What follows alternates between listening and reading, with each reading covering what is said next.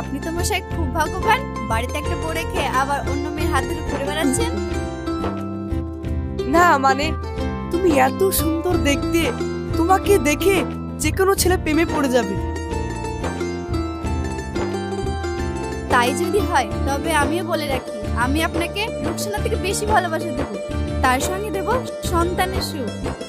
তুমি পারবে আমাকে সন্তানের সুখ দিতে? সন্তানের সুখ পেতে আমি সব ত্যাগ করতে রাজি আছি। আর কতদিন এভাবে লুকিয়ে লুকিয়ে প্রেম করব আমরা?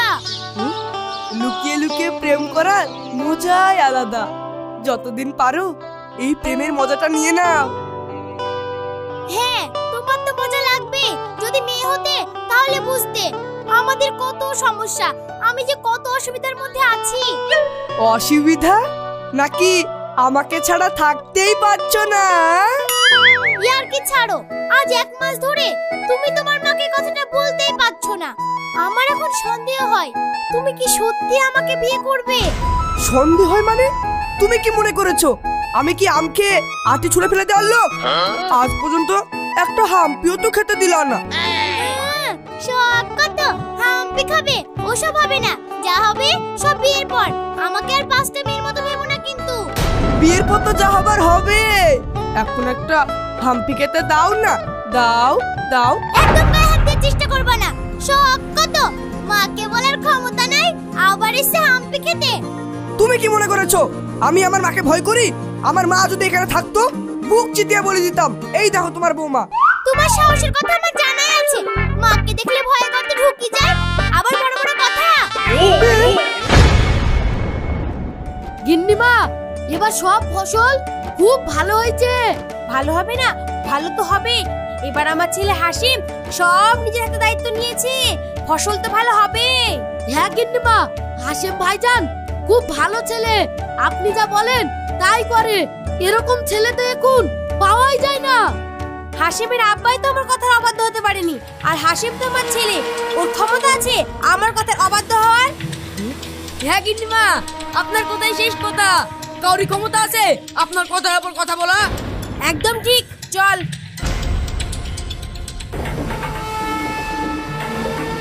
খুব গরম, জলের বোতলে দে তো, চোখে মুখে একটু জল দি।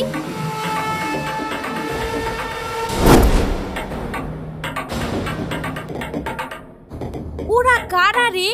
আমার আম বাগানে বসি হোস্টি নষ্টি করছে।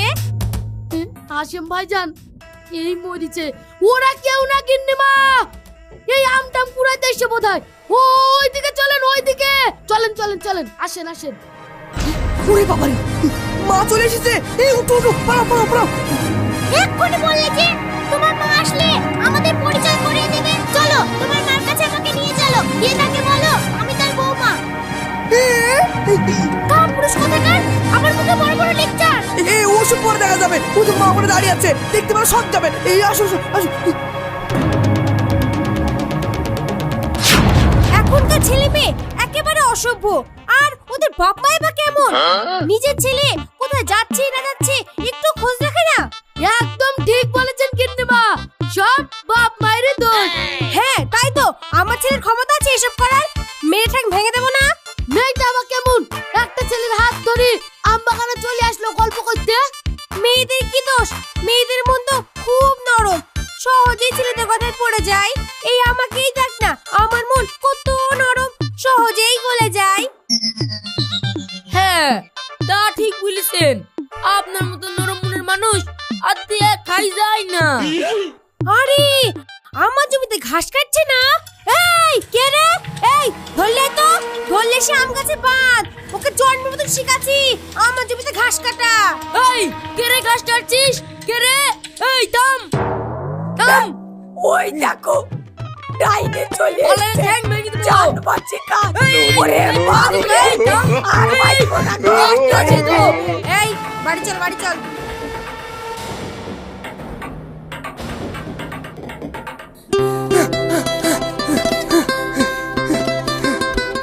এই তোমার ক্ষমতা, আমি তোমাকে 1 সপ্তাহ সময় দিচ্ছি। এর মধ্যে কিছু করলে করো, নাহলে আমার পক্ষে দেখা করতে আসা সম্ভব না। আমিও তো একটা মেয়ে, আমার কথা একটু ভাববে না তুমি? আমার আমার সব প্ল্যানিং করা হয়ে গেছে। 1 সপ্তাহের মধ্যে আমি তোমাকে বিয়ে করব, কথা দিচ্ছি। আব্বা কিন্তু বিয়ের জন্য খুব তাড়াহুড়ো করছে। আমি তোমাকে খুব ভালোবাসি, তুমি কিছু একটা করো। আমিও তোমাকে খুব ভালোবাসি, তোমাকে ছাড়া থাকার কথা আমি স্বপ্নেও ভাবতে পারিনি। আমি খুব তাড়াতাড়ি তোমাকে বউ করে আমার বাড়ি নিয়ে যাব। আমি তোমার পথ চেয়ে থাকবো।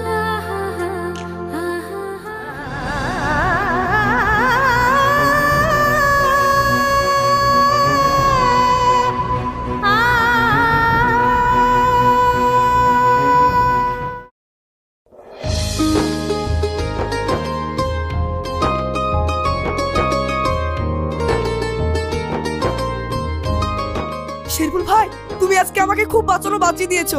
কি বলে যে তোমাকে ধন্যবাদ দেবো। এভাবে আর কতদিন চলবে ভাইজান? রুকসানার বাপ রুকসানার বিয়ে দিয়ে দেবে বলছিল, তুমি তাড়াতাড়ি কিছু একটা করো। হ্যাঁ শেরপুর ভাই, আজকে আমার বিয়ের কথাটা বলবোই, তাতে যা হবার হবে। কি রে হাসেম, কার বিয়ের কথা বলবি আমাকে?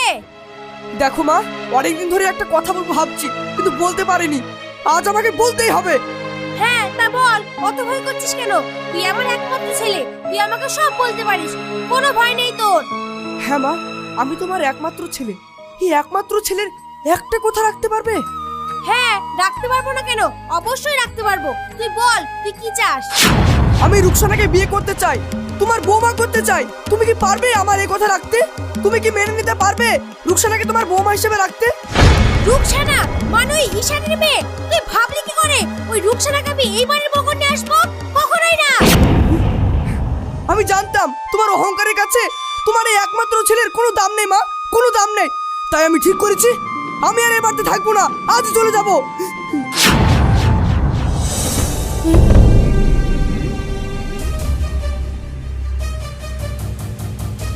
থাকবো না এ বাড়িতে।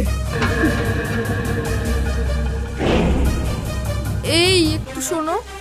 কি বলবা? তাড়াতাড়ি বলো, আমার অত সময় নাই। হাসেম এ বাড়ির একমাত্র পুত্র সন্তান। এখন রাগে অভিমানে যদি কিছু একটা করে বসে, তাহলে কিন্তু তোমাকেই সারা জীবন পস্তাতে হবে। কি বলছো তুমি? তাই বলে ওই ভিখারির মেয়ের সাথে আমার ছেলের বিয়ে দেবো? ঈশান গরিব হলেও যথেষ্ট ভদ্রলোক। রুকসানাও একটা শিক্ষিত মেয়ে। তাই বলে ওই ঈশানের মেয়ের সঙ্গে আমার ছেলের বিয়ে দেবো? কিভাবে সম্ভব? একবার ভেবে দেখো, আজকালকার ছেলে মেয়ে রাগে অভিমানে কিছু যদি একটা করে বসে, তখন এই সম্পত্তি কে ভোগ করবে?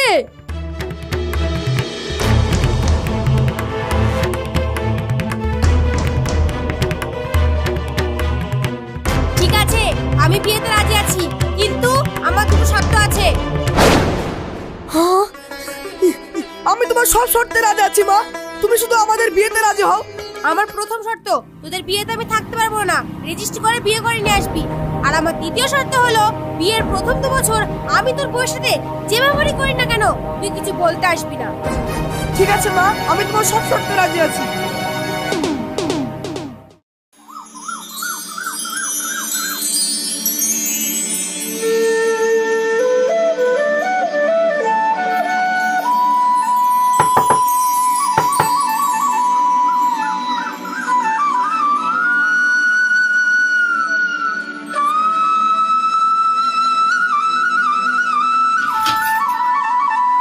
মা, আপনি এখানে এত সকালে?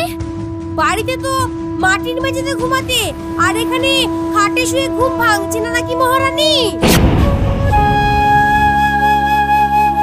এ কি বলছেন মা? আজ আমার এই বাড়িতে প্রথম দিন, তাছাড়া আমি আপনার পুত্রবধূ। চুপ করো তুমি। কাল থেকে ভোর 4টার সময় ঘুম থেকে উঠবে। আমি যেন ঘুম থেকে উঠে দেখি তোমার সব কাজ ছাড়া হয়ে গেছে, এই আমি বলে গেলাম।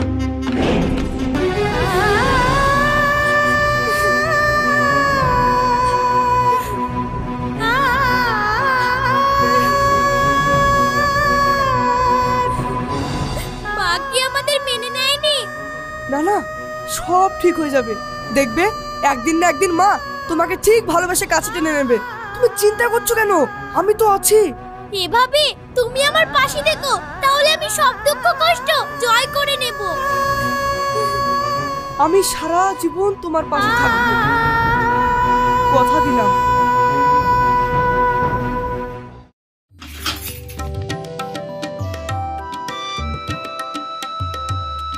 রাখছি। এই যে জমিদারের মেয়ে, কোথায় যাচ্ছো? গা ধুতে। বাড়িতেও কি এই সময়ে গা ধুতা, নাকি এই বাড়িতে এসি এই বদ অভ্যাস হলো? কেন মা, আমি তো সব কাজ করে রেখেছি, আর কোনো কাজ নেই, তাই গা ধুতে যাচ্ছি। বাইরে কল পারে জামা কাপড়গুলো ভেজানো আছে, যাও ওগুলোকে কেচে তারে মেরে দাও, তারপরে মহারানীর মতন গা ধুতে যাবা।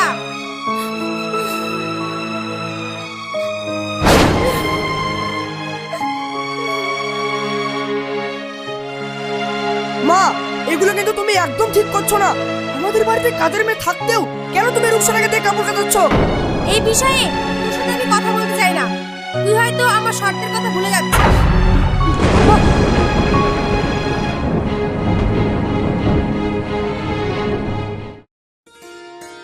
এক বছর হয়ে গেল, তবুও তোমার মা আমাকে মেনে নিল না। আমি কি মায়ের ভালোবাসা কোনোদিনই পাবো না? তুমি চিন্তা করো না, আমি তো আছি। সকলের ভালোবাসার অভাব আমার ভালোবাসা দিয়ে পূরণ করে দেব। শুধু তুমি আছো, তাই আমি বেঁচে আছি। তুমি কখনো আমাকে ছেড়ে যেও না, তাহলে সেদিনই হবে আমার জীবনের শেষ দিন। আমাকে ডেকেছো মা? হ্যাঁ, আজ বিকেল বেলায় তোকে নিয়ে একটু বেরোবো, তুই রেডি হয়ে থাকবি। ঠিক আছে মা।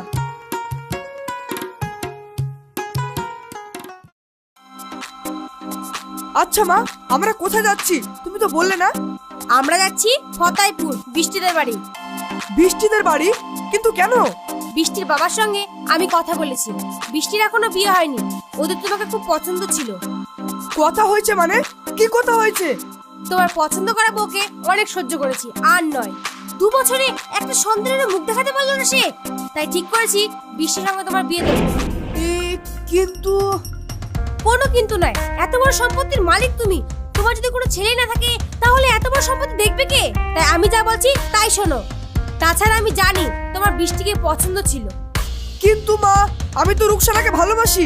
রাখো তোমার ভালোবাসা, আসল ভালোবাসা হলো সন্তানের ভালোবাসা। তুমি যদি সন্তানের ভালোবাসা নাই পাও তাহলে কিসের জীবন? বৃষ্টিকে বিয়ে করো, সন্তান হবে, তারপরে দেখবে আসল ভালোবাসা কাকে বলে।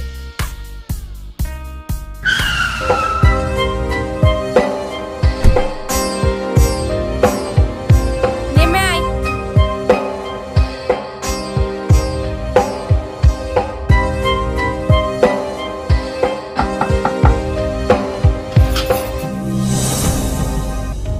আরে আন্টি, ভিতরে আসেন। এখানে বসেন আন্টি। আব্বা বাজারে গেছে, এক্ষুনি চলে আসবে। আমি বরঞ্চ আপনাদের জন্য 2 কাপ চা করতে বলি। মালতী মাসি, 2 কাপ চা করো। তোমাকেও তো ব্যস্ত হতে হবে না, আমি এখানে বসছি, তুমি হাসেমকে তোমাদের ফুল বাগানটা ঘুরে নিয়ে এসো। হ্যাঁ ঠিক আছে, চলো। আপনি তো মশাই খুব ভাগ্যবান, বাড়িতে একটা বউ রেখে আবার অন্য মেয়ের হাত ধরে ঘুরে বেড়াচ্ছেন। না মানে, তুমি এত সুন্দর দেখতে, তোমাকে দেখে যে কোনো ছেলে প্রেমে পড়ে যাবে। তাই যদি হয় তবে আমিও বলে রাখি, আমি আপনাকে রুকসানা থেকে বেশি ভালোবাসা দেব, তার সঙ্গে দেব সন্তানের সুখ। তুমি পারবে আমাকে সন্তানের সুখ দিতে? সন্তানের সুখ পেতে আমি সব ত্যাগ করতে রাজি আছি, এমনকি আমার ভালোবাসাকেও। হাসেম, সুইটা করে দে। দাও মা। রুকসানা।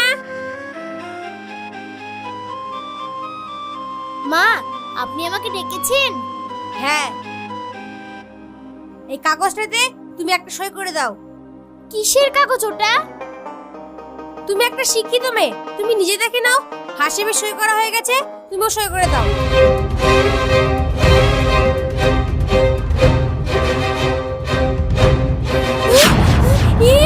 এ তো ডিভোর্সের কাগজ। না না, আমি এতে সই করতে পারবো না। কি গো, তুমি কিছু বলছো না কেন? তুমি কিছু বলো। ও কি বলবে? ও যা বলার ও সইয়ের মাধ্যমে বলে দিয়েছে। তুমি সইটা করো, করে বাড়ি থেকে বিদায় নাও। তুমিও কি তাই চাও? তুমিও কি চাও আমি এই বাড়ি থেকে চলে যাই? হ্যাঁ, আমিও তাই চাই। তুমি কোনোদিনও আমাকে সন্তানের সুখ দিতে পারবে না, তাই আমি ঠিক করেছি আমি ওই বৃষ্টিকে বিয়ে করব। তুমি তাড়াতাড়ি কাগজে সই করে বাড়ি থেকে বেরিয়ে যাও, যাও। ঠিক আছে, আমি তাই করছি। তবে যে সুখের জন্য তুমি আমাকে ত্যাগ করলে, সেই সুখের জন্য তোমাকে না পস্তাতে হয়। তুমি আমাকে অভিশাপ দিচ্ছ? না না, আমি তোমাকে অভিশাপ দিচ্ছি না, আমি তোমাকে ভালোবাসি। তুমি সুখী হও, আমি এটাই চাই।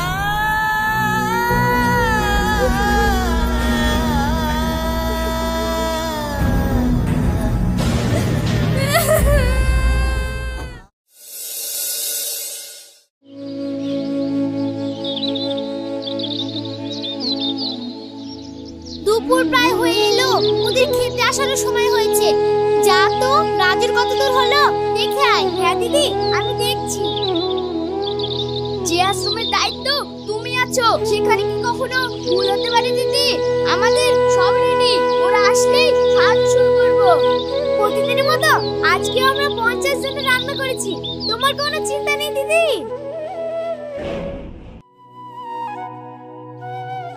সত্যি সানিয়া, তুই আমাকে নতুন জীবন দিয়েছিস। আজ থেকে 30 বছর আগে তুই যদি আমাকে না বাঁচাতি, তাহলে মানুষের সেবা করে কত সুখ, কত শান্তি, তা আমি জানতেই পারতাম না। সবই তার ইচ্ছা দিদি। তা না হলে কেনই আমি সেদিন রেল লাইনের ধারে যাব, আর কেনই বা তোমার সাথে আমার দেখা হবে? হ্যাঁ দিদি, আব্বার কাছে শুনেছি আপনি আসার পরে এই আশ্রমকে কত সুন্দর করে গড়ে তুলেছেন, কত অভাগিনী মেয়েদের পড়াশোনা শিখিয়ে শিক্ষিত করেছেন। গত 2 বছর ধরে আপনি এই গরিব মানুষদের একবেলা খাওয়ার ব্যবস্থা করে দিয়েছেন। সত্যি দিদি, আপনি মহান। না রে, আমি কিছু করিনি। যাদেরকে আমি পড়াশোনা শিখিয়েছিলাম তারা তো এখন নানা রকম কাজ করে। তাদের ভালোবাসার দানেই তো আজ এই আশ্রমটা চলে। এই সবাই খেতে বসে পড়ছে, চলো চলো, ওদিকে খেতে দিতে হবে তো। হ্যাঁ, যা তোরা। হ্যাঁ চলো দিদি। দিদি, চলো। এটা যে চ।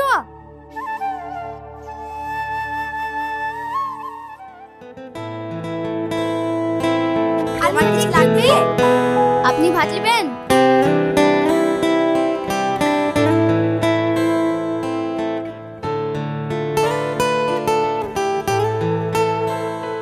দিদি এসো, এবার তুমি একটু কিছু খেয়ে নাও। সারাদিন শুধু কাজ করলে হবে, নিজের শরীরটাকেও তো বাঁচাতে হবে নাকি? সকলে ঠিকঠাক খাওয়া হয়েছে? কিছু কম পড়েনি তো? হ্যাঁ, আমাদের সকলের খাওয়া হয়ে গেছে। অতিথি যারা এসেছিল তাদের খাওয়ার পর এই 4-5 জনের মতো খাবার বেশি হয়েছে।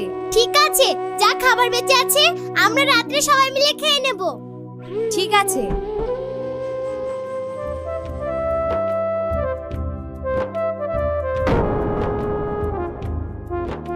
আসুন আসুন আসুন, ওইদিকে বসুন।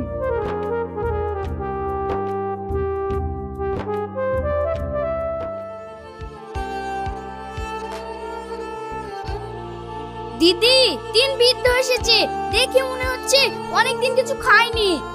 ঠিক আছে, তুই ওদের বসতে বল, আমি খাবারের ব্যবস্থা করছি। ঠিক আছে।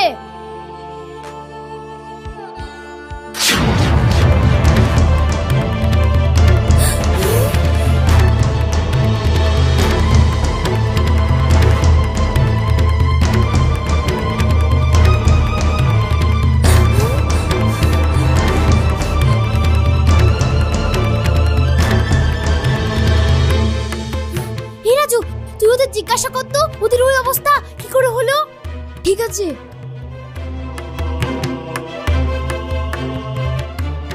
আপনারা কারা আর আপনারা কোথায় থেকে এসেছেন?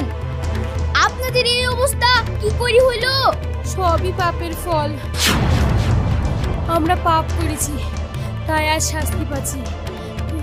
যে সন্তানের আশায় আমি আমার ভালোবাসাকে অন্যায়ভাবে ত্যাগ করেছিলাম, সেই সন্তানরাই আমাদের বাড়ি থেকে বের করে দিয়েছে ভাই। পাপ আমাদের না, বলো আমার। আমার ঘরের লোককে তাড়িয়ে দিয়েছো, প্রায়শ্চিত্ত তো করতেই হবে। হ্যাঁ আব্বা, তুমি ঠিকই বলেছো, সব আমাদের পাপের ফল, তাই এর পাপের প্রায়শ্চিত্ত করছি। যে সম্পত্তি রক্ষার জন্য আমি আমার ঘরের লক্ষ্মীকে তাড়িয়ে দিয়েছিলাম, আজ তারাই আমাকে পথের ভিখারি করে বাড়ি থেকে বের করে দিল। সবই তোর মায়ের